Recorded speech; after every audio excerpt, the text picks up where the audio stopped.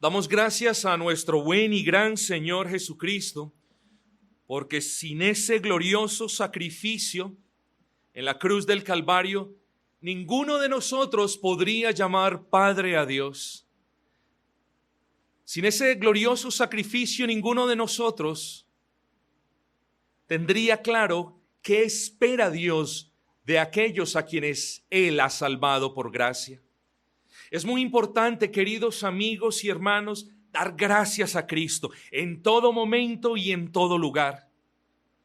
Mientras usted escucha este mensaje, yo le suplico que le pida a Dios la gracia, sea humilde.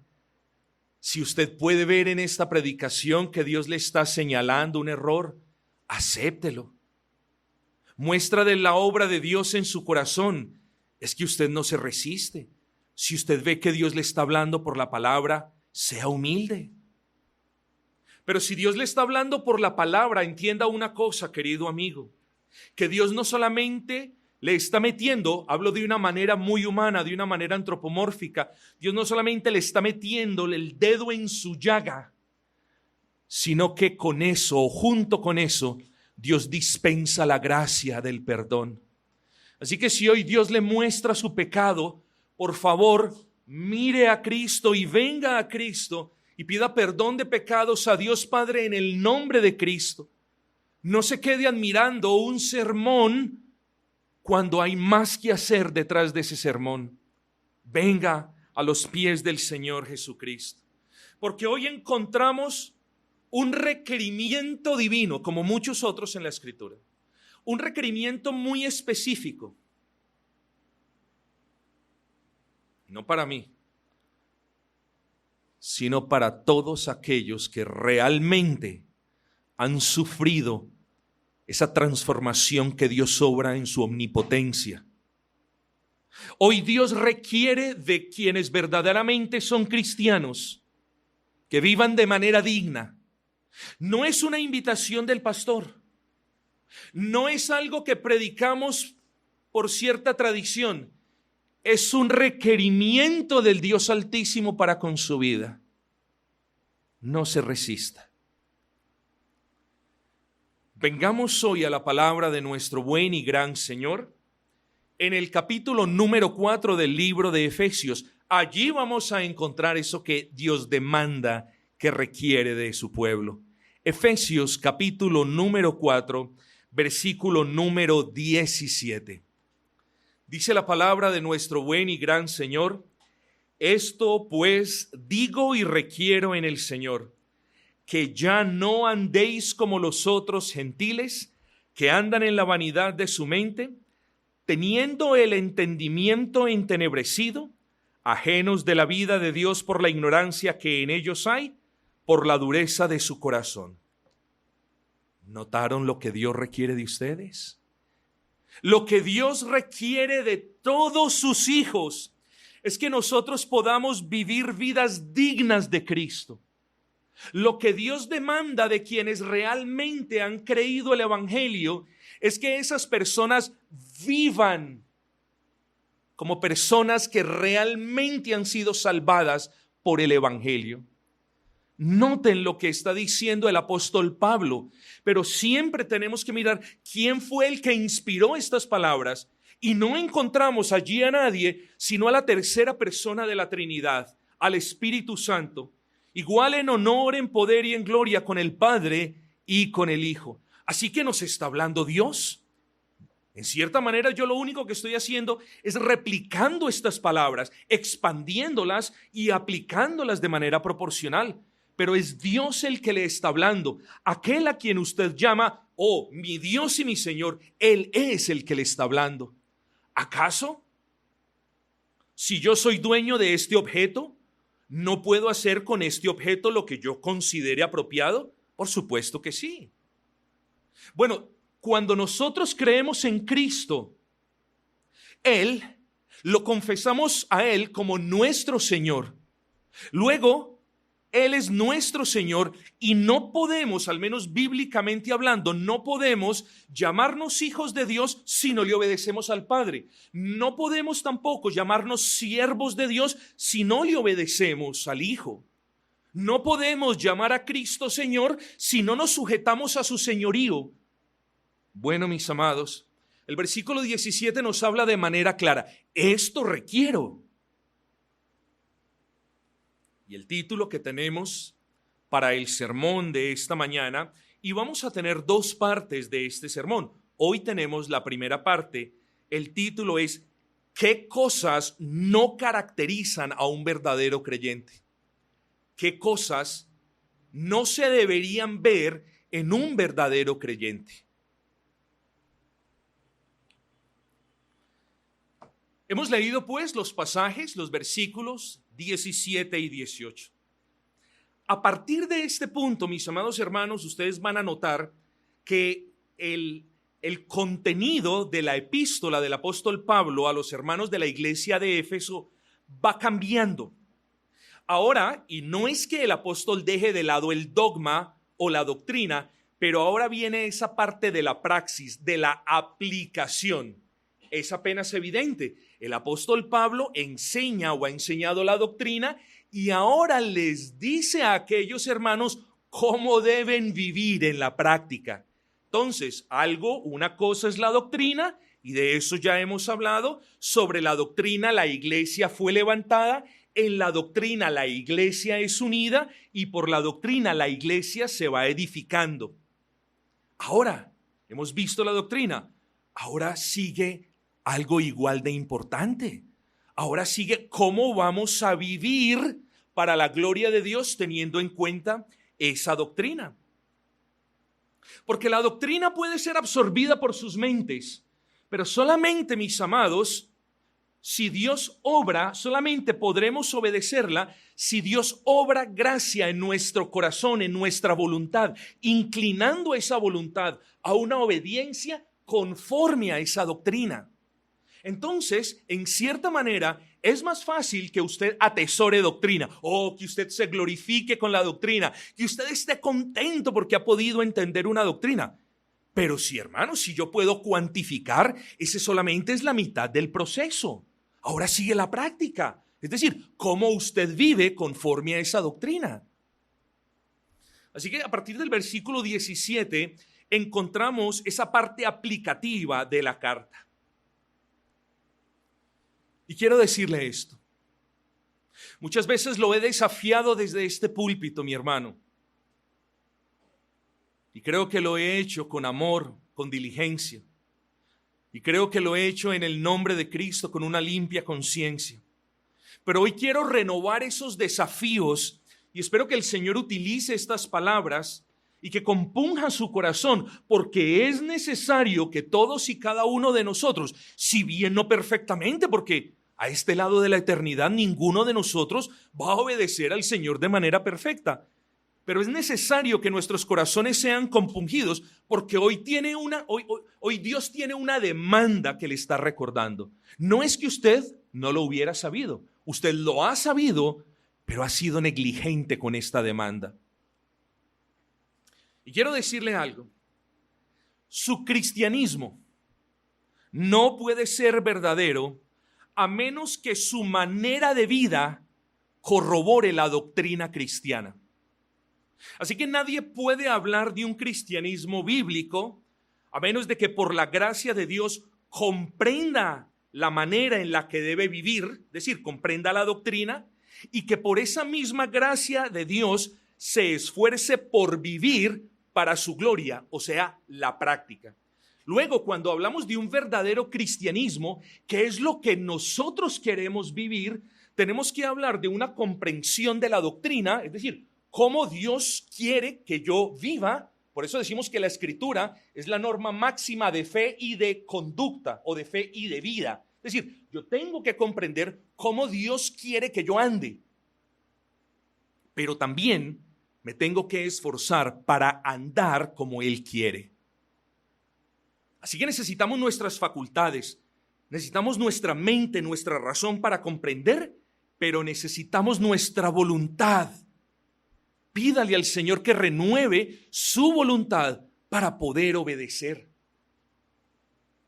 Hermanos, recordemos que algunos de los propósitos del apóstol Pablo en esta carta era mostrarle a los hermanos de Éfeso, o recordarles más bien, del amor de Dios para con ellos, de las bendiciones que ellos tenían en Cristo, de la sabiduría que el Señor les había dado. Recuerden que uno de los propósitos de esta carta era mostrarles a los hermanos de la iglesia de Éfeso cuán ricos eran ellos en Cristo. Recuerden que hablamos del poder del Dios omnipotente que estaba obrando en la vida de esos hermanos. Pero además de lo anterior, Pablo les recuerda, y aquí entramos en materia, Pablo les recuerda algo muy, pero muy importante. ¿Qué es eso tan importante? Bueno, en varias oportunidades, no en una, ni en dos, ni en tres. En varias oportunidades, Pablo les dice que ellos habían sido salvados con propósitos claros y definidos. Es decir, Dios no ha salvado a ninguna persona en el mundo aparte de los siguientes propósitos. Quiero que entienda eso. Dios no lo ha salvado ni a usted, ni al hermano que está en la China, ni a la hermana que está en la India, ni al hermano que está en el Polo Norte, simplemente para que él viva como vivía antes de ser salvo. Dios nos ha salvado a los hermanos de Éfeso y a nosotros, nos ha salvado con propósitos claros. Capítulo 1, versículo 12. Para que ellos sean alabanza de la gloria de Dios. Capítulo 2, versículo 10.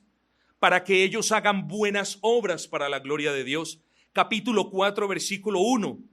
Andad como es digno de la vocación con la que fuisteis llamados. Espero que hayan notado el punto.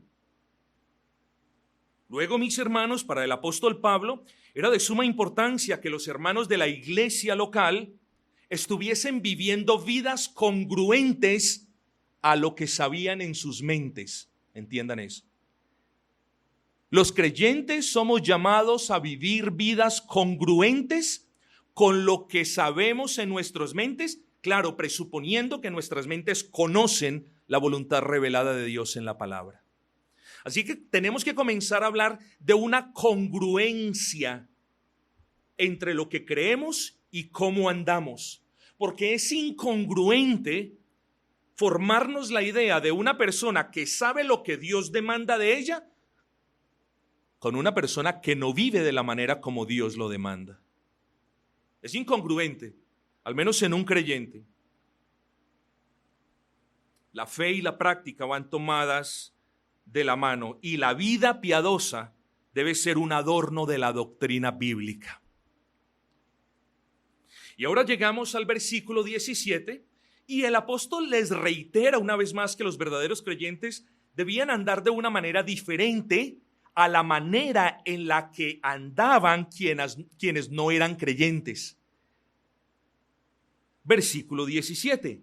Esto pues digo y requiero en el Señor. Es decir, con la autoridad del Señor esto requiero de ustedes. Eso es lo que está diciendo el apóstol Pablo aquí.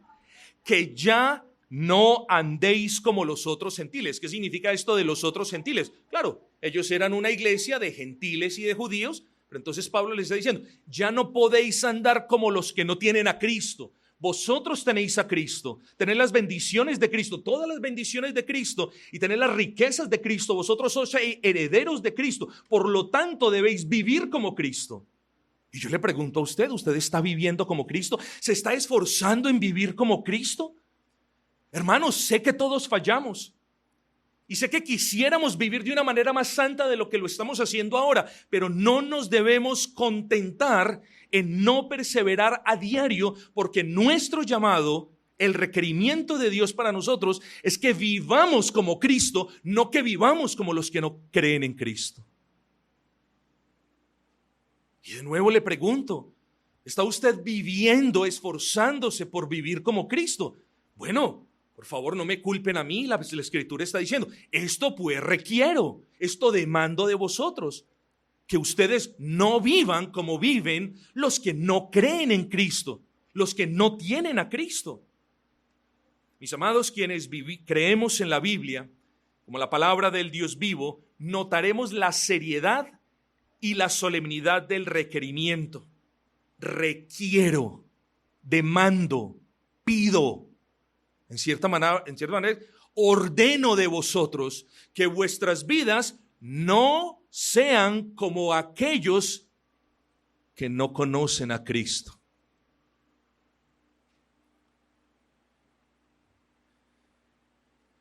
Esto pues digo y requiero en el Señor que ya no andéis. Esa expresión es una expresión muy diciente para nosotros. ¿Por qué? Bueno, mis amados, porque el apóstol reconoce que en tiempos pasados andábamos sin Cristo. Esto es lo que el apóstol está diciendo aquí. Ya no andéis. Esto presupone que en tiempos pasados, es decir, antes no creíamos en Cristo, antes no habíamos sido sellados con el Espíritu Santo, antes no teníamos la luz para ver nuestros pecados. Entonces el apóstol simplemente nos recuerda, antes ustedes andaban sin Cristo, pero ahorita nos está diciendo, pero ya no pueden andar como andaban antes, ya no pueden andar como si estuviesen sin Dios en el mundo, ya deben andar de una manera consecuente a la fe que profesan, ya deben andar de una manera coherente a la fe que han abrazado, ya deben andar como Cristo. Eso es lo que nos dice el apóstol Pablo. Su manera de andar antes era desordenada, desobediente, en abierta rebeldía y en osada oposición a Dios, pero ya no. Es importante aclarar, mis queridos hermanos, que la verdadera obra de la gracia de Dios en la salvación no perfecciona de manera instantánea a los creyentes. Cuando Dios nos salva, Dios no nos perfecciona de manera instantánea. A ver, Dios nos justifica y nos santifica de una manera instantánea, porque para Él somos santos, porque nos ve en Cristo, pero hay una santificación, hay un aspecto de la santificación que es progresivo, y a eso es a lo que hago referencia. Dios cuando nos salva, ahí comienza apenas el camino. Dios no nos santifica de manera súbita, de tal manera que nosotros los creyentes seamos automáticamente perfectos y no tengamos que hacer nada. Hermanos, eso no hace la gracia de Dios, al menos como ya lo he explicado. Lo que sí hace la gracia de Dios en el verdadero creyente es sembrar el deseo de andar de una manera digna. Eso sí hace la gracia de Dios.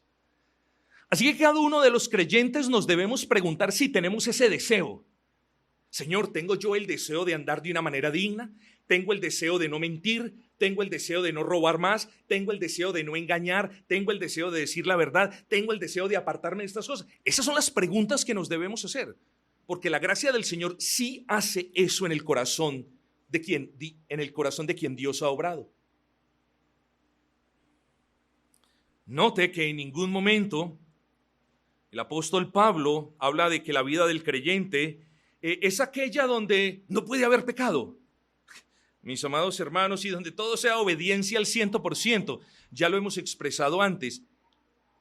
Esa realidad la vamos a vivir, pero cuando no estemos en este mundo. No obstante, mientras estemos en este mundo, hay algo que no nos debe caracterizar, y es que nuestras vidas sean como las vidas de quienes no han creído en Cristo. Eso no nos puede caracterizar. Si Dios ha obrado en nosotros, lo que nos debe caracterizar es una vida en obediencia, en sujeción a la palabra. Así que, mis amados, en ocasiones, y lo repetimos muy a menudo, somos torpes, y todos nosotros los creyentes nos avergonzamos de esas torpezas, y caemos y nos dolemos por nuestros pecados. Y venimos delante del Señor pidiendo perdón por los pecados. Y venimos en fe y somos perdonados de los pecados. El apóstol Pablo sabía que cada uno de nosotros tiene una lucha diaria. Y es importante, mis amados hermanos, que nosotros tengamos eso en mente, para que usted entienda esa cuestión de la lucha entre la carne y la corrupción y ese pecado remanente que aún permanece en el corazón. Le recomiendo Romanos capítulo 8. Así que Pablo no está hablando de que, oiga, esto demando, que no haya nunca más pecado. Pablo sabía que el pecado es algo con lo que luchamos a diario. Eso es una realidad. Y mis luchas, lo hemos dicho, no son las suyas. Y las luchas suyas no son las del hermano. Y no obstante, el llamado es a vivir vidas dignas de cristianos. A reflejar la gracia de Cristo. a que otros puedan ver nuestras buenas obras y puedan glorificar, como lo dice Mateo capítulo 6, a nuestro Padre que está en los cielos. Somos llamados a eso, mis hermanos. No somos llamados a esconder nuestro testimonio porque nos avergonzamos del testimonio. Usted esconde aquello de lo que se avergüenza. No podemos esconder la vida que Dios nos ha dado. No podemos estar avergonzados de lo que Dios nos ha dado. Tenemos que mostrarla para que otros glorifiquen a Dios. ¿Y eso qué quiere decir? Que debemos vivir vidas dignas, hermanos, que genere en otras personas la pregunta de: ese es diferente, ¿qué le habrá pasado? Hermanos, la pregunta entonces: ¿acaso en medio de mis luchas, acaso en medio de mi pecado remanente, acaso en medio de mis tonterías, de mis falencias, acaso podemos vivir vidas dignas del Evangelio? Claro. Y ese es el llamado, mis amados hermanos, porque una cosa es el pecado en medio de una vida santa, de un testimonio santo, y otra muy diferente es un destello esporádico y espasmódico de santidad en medio de una vida en pecado. Y esa es la gran diferencia. Una cosa es el pecado en medio de una vida consistente, de una vida esforzada por la gloria de Dios, y otra cosa es que de cuando en cuando por allí exista un rayito de santificación en medio de un océano de pecados. Una cosa es la derrota esporádica mientras batallamos por esa santidad, y otra muy diferente es vivir una vida derrotada alejado de la santidad. Hermanos, llevamos luchas, llevamos cargas, somos torpes, somos ovejas, y no obstante, si el apóstol en nombre de Cristo y con la autoridad de Cristo demanda que nosotros vivamos vidas dignas, es porque lo podemos hacer. Y debemos encontrar ánimo, hermanos, y si no tenemos ánimos, debemos pedirle ánimo al Señor, porque todos los creyentes queremos vivir vidas dignas para la gloria del Dios que nos ha salvado. ¿Cómo anda usted? Bueno, yo no lo sé. Dios sí sabe cómo está andando usted. Dios sabe si usted está andando como un verdadero creyente o como quienes andan allí afuera en el mundo sin Cristo. Él lo sabe y cada uno de ustedes lo sabe. Dios sabe si usted está andando como un gentil, como un inconverso. Ahora, ¿cómo andan los inconversos? Eso lo sabemos todos, porque todos alguna vez lo fuimos.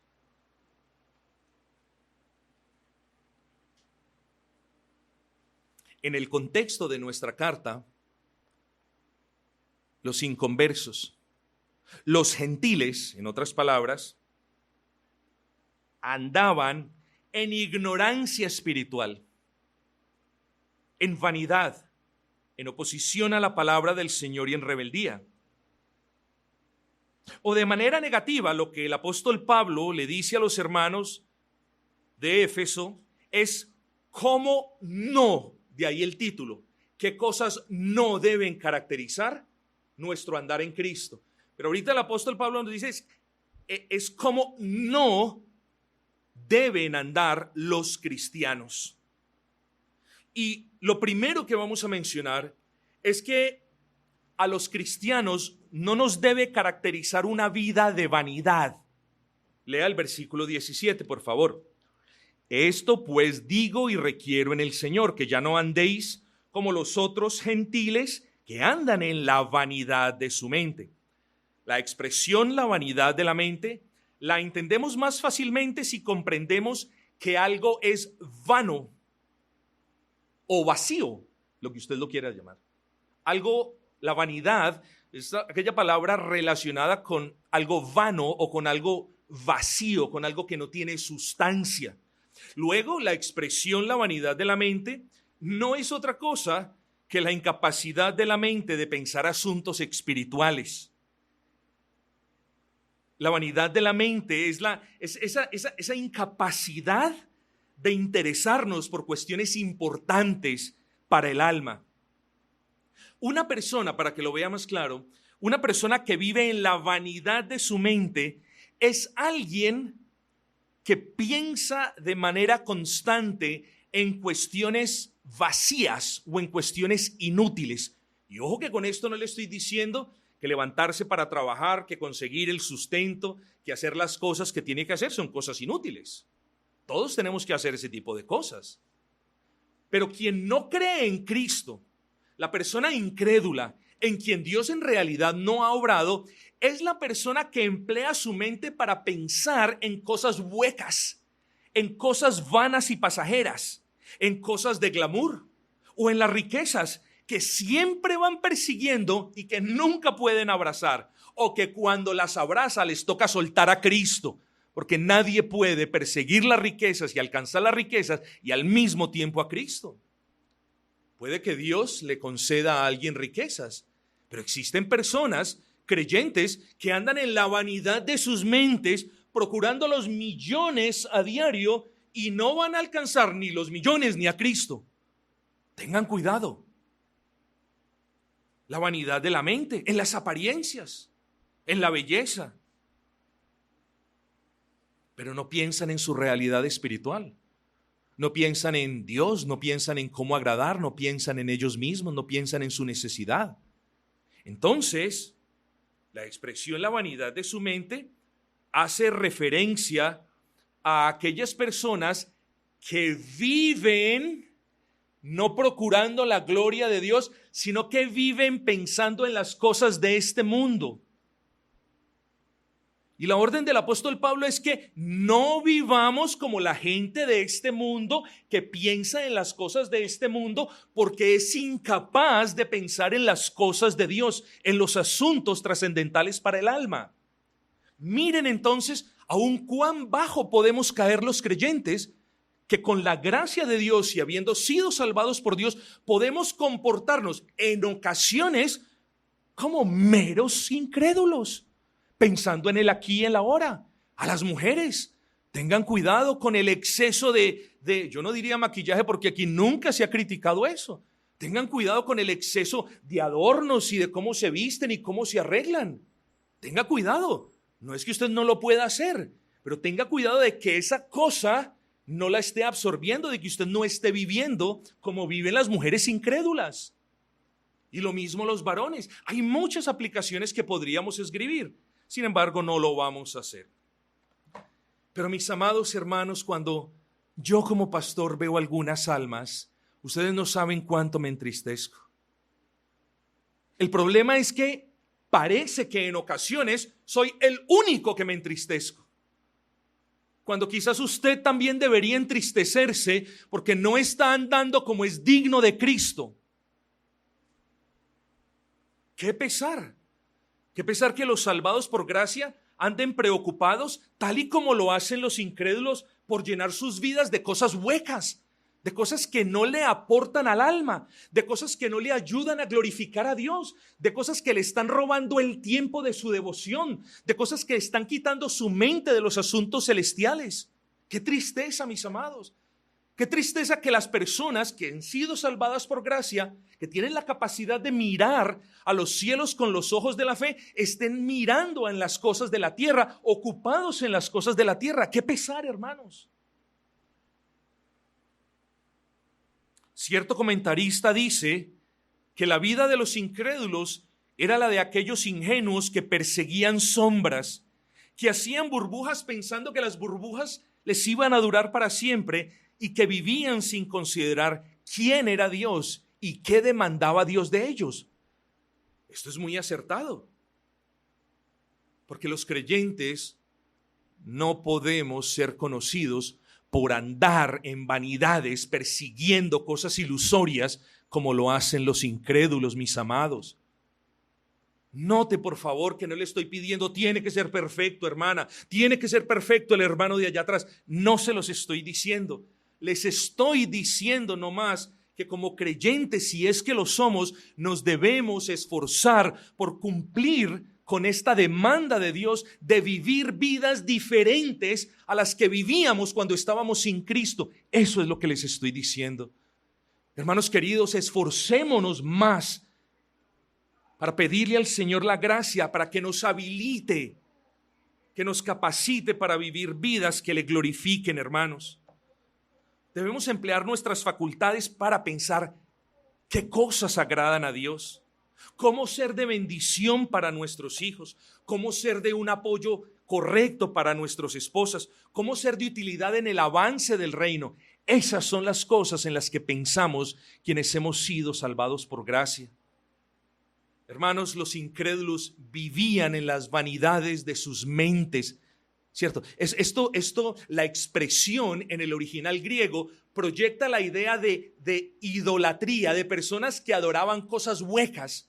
Hermanos, nosotros no adoramos cosas huecas. Nosotros adoramos al Dios vivo y omnipotente. No se comporte como si todo a su alrededor girara en cosas huecas. No se comporte como quienes adoran un trozo de yeso o de madera. Y usted dice, no, yo no lo hago. Oh, pero en cierta manera sí lo está haciendo. Tenga cuidado con esas cosas. Mis amados, nuestras vidas no pueden ser conocidas por vanidades, por cosas ilusorias, por cosas huecas. Nuestras vidas deben ser conocidas porque nuestras mentes están fijadas en la persona de Cristo. Porque a menudo traemos a nuestras mentes la obra de Cristo por nosotros. Porque leemos la Escritura y nos damos cuenta de aquello que el Señor demanda de nosotros. Nuestras vidas son conocidas no por lo que decimos, sino por nuestras obras. Está bien, no somos salvos por obras, pero sí somos conocidos por las obras que hacemos de obediencia. Hermanos, sacudámonos ya de tanta mediocridad en nuestras vidas. Seamos conscientes de que debe haber congruencia en la manera como vivimos. Esforcémonos por vivir más para la gloria del Señor. Así que no debe ser característica de la vida de un creyente el andar en la vanidad de la mente. Pero una segunda característica que no debe estar asociada con la vida de un verdadero creyente la encontramos en el versículo 18. Vamos a leer el versículo 17 de nuevo. Esto pues digo y requiero en el Señor, que ya no andéis como los otros gentiles que andan en la vanidad de su mente, teniendo el entendimiento entenebrecido. Eso es lo que dice el texto. Recuerden que ahora les dije cuán bajo podemos caer incluso nosotros los creyentes. Ojo con esto. Si un verdadero creyente es en realidad un verdadero creyente, jamás va a dejar de perseverar en la fe, jamás va a caer de la gracia. Eso es cierto, eso nos dice la palabra. Pero un verdadero creyente aún puede caer bajo. Y es lo que tiene en mente el apóstol Pablo. No caigan tan bajo como viven los gentiles, los que no conocen al Señor. Porque esas personas tienen sus entendimientos entenebrecidos. Espero que haya notado el mensaje. El mensaje del apóstol Pablo es: no viva su vida con la venda puesta en los ojos como lo viven los demás que no conocen a Cristo. Es que cuando Dios lo salvó a usted, Dios le quitó la venda de sus ojos. O si lo quiere ver con otra figura literaria, Dios le abrió a usted los ojos. ¿Cómo es posible de que su vida sea un ir y venir de un lado para el otro sin que nunca se afiance en Cristo? ¿Cómo es posible que su vida se asemeje a la de una persona en medio de una oscuridad que no sabe hacia dónde se dirige? Cuando usted tiene la luz de Cristo y cuando la luz de Cristo le ha permitido ver su pecado, ¿cómo es posible de que creyentes anden de esa manera? ¿Cómo es posible que creyentes anden como si no tuvieran entendimiento de lo que es bueno y de lo que es malo? ¿Cómo es posible de que los creyentes no tengan discernimiento para escoger y la voluntad para escoger lo que es bueno? ¿Cómo es posible? Uno lo entiende de los incrédulos, pero no de aquellos en quienes el Señor ha obrado. Mis amados hermanos, tenemos a un Dios bueno, a un Dios perdonador, pero a un Dios que nos hace demandas que nosotros podemos cumplir con su ayuda. Necesitamos más oración. Cada uno de ustedes necesita más introspección. Cuando la Escritura hace referencia al entendimiento entenebrecido, el punto que la Escritura nos quiere señalar es la ceguera del incrédulo y su inhabilidad para discernir los asuntos espirituales. Hermanos, ¿cómo viven los impíos? ¿Cómo viven los incrédulos o cómo viven los gentiles en el contexto de nuestra carta? Ellos no conocen el camino a la cruz. No lo pueden conocer. No ven. Ellos están andando a tientas. Por aquí yo creo que es mejor. No saben para dónde van. Pero usted sí.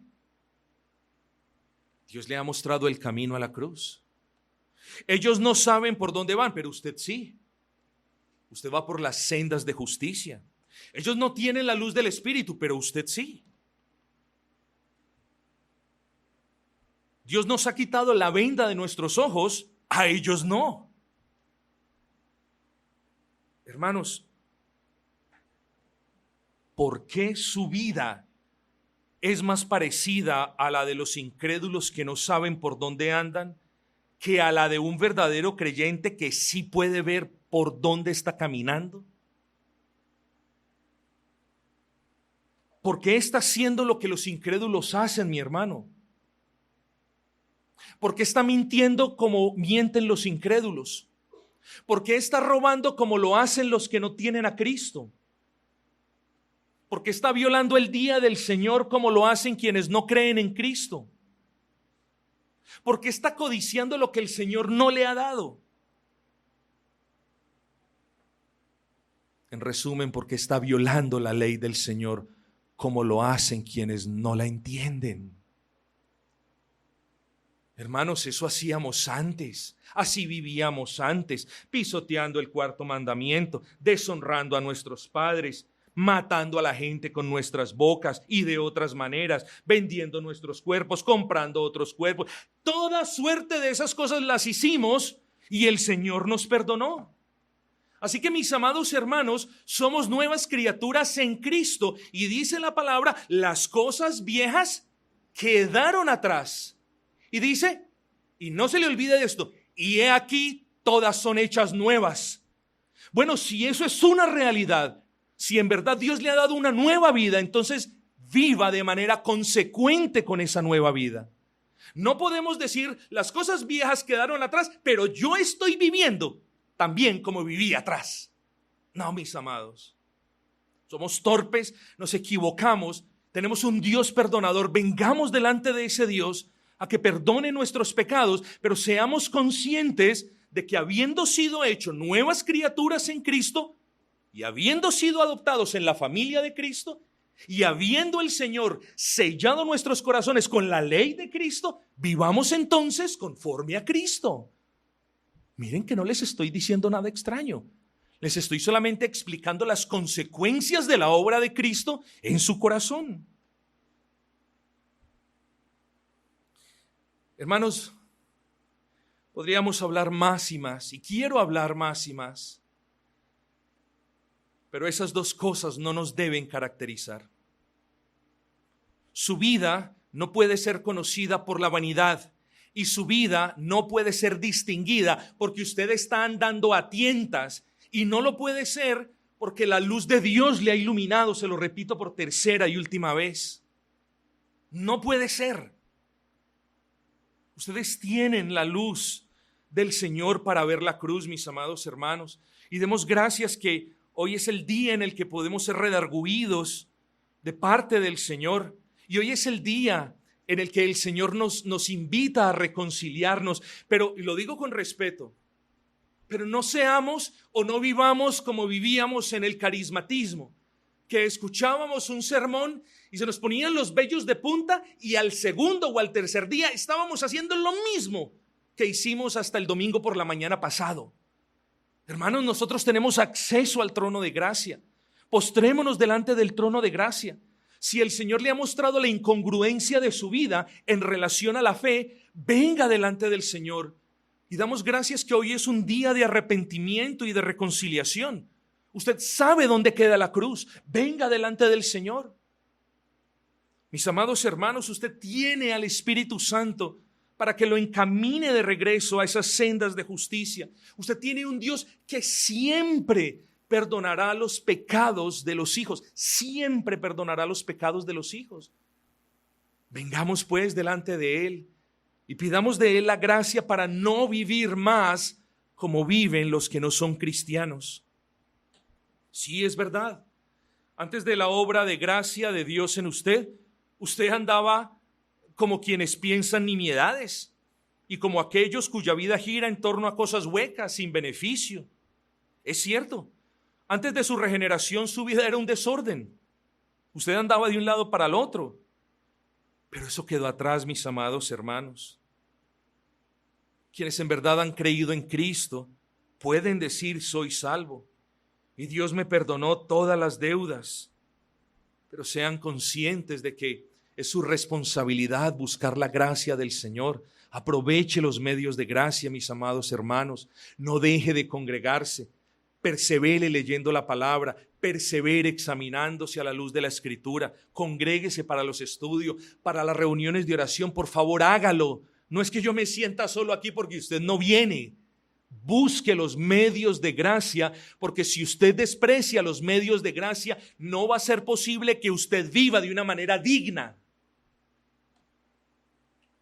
De una manera digna no podemos vivir aparte de la gracia del Señor, y Dios ha designado medios, canales de donde fluye la gracia. Entonces aprovechémoslos. Hermano, ¿qué testimonio es el suyo? ¿Qué testimonio es el suyo si su andar es caracterizado por hacer, pensar y decir y anhelar las cosas que hacen, dicen y piensan los que aborrecen a Dios? Dígame qué testimonio es. ¿Qué testimonio es el suyo si su vida es caracterizada por vivir en la oscuridad de sus pecados como si tuviera vendas en sus ojos? O quizá las tiene todavía. Y como lo decíamos en el sermón de esta mañana, está engañado creyendo que es cristiano cuando no lo es. Yo no lo quiero hacer dudar de su salvación, pero quizás las tiene y por eso usted no sabe por dónde va. Pero yo veo aquí creyentes en quienes he visto la gracia de Dios.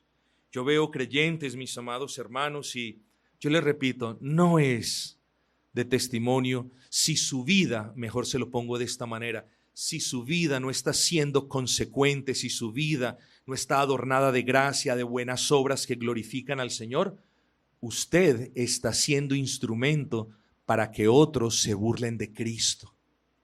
Si su vida no es consecuente a las demandas de la palabra del Señor, usted se está prestando para que otros crean en un Dios que no tiene poder. Porque ¿cómo van a creer en un Dios de poder si su vida es lo mismo ahora que antes de haber supuestamente creído? Su testimonio es de piedra de tropiezo para muchas personas. Tenga cuidado con él. O puede ser de bendición para muchas otras. De igual manera, tenga cuidado con su testimonio. Examínese, por favor. Ahorita que llegue a casa o a lo largo del día o en la noche, examínese. ¿Se caracteriza mi vida porque estoy andando en la vanidad de la mente y con un entendimiento entenebrecido? Recordemos lo que demanda Dios. Dios demanda, requiere que ya no andemos como andan los incrédulos. Ojo, que Dios no le está demandando en el versículo 17, Dios no está demandando estas cosas de los incrédulos, las está demandando de los creyentes. No tendría sentido si las demanda de los mismos quienes no la pueden hacer. Tiene sentido, sí y solo sí, la demanda, como es este caso, de quienes pueden andar esa vida digna y de quienes quieren andar esa vida digna. Ya no anden como los otros gentiles. Venga pues en arrepentimiento delante de Dios, hermano.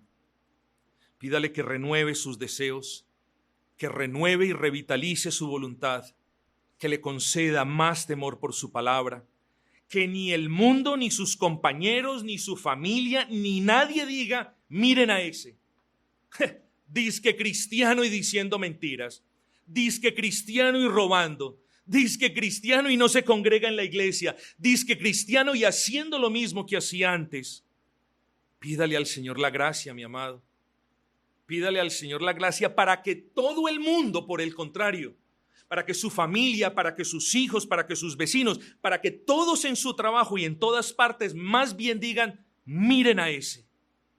Miren la sabiduría que Dios le ha dado. Miren que ya no hace lo que hacía cuando estaba con nosotros. Mire cuán diferente es su vida ahora. Mire cuán grandes obras ha hecho Dios con él. Roguémosle a Dios para que nuestras vidas sean así y no para que otros nos estén señalando de hipócritas y nosotros estemos siendo piedra de tropiezo para ellos. Que nuestras vidas, amados hermanos, les exhorto hoy en el nombre de Cristo, sean consecuentes a la fe que hemos abrazado. Necesitamos gracia para poder obedecerle, pero tenemos a un Dios de gracia. Así que teniendo un don de gracia e infinitud de gracia que Él está dispuesto a darnos, no se justifica que nosotros estemos andando como lo hacen quienes carecen de gracia. Bendita sea la palabra de nuestro buen Dios.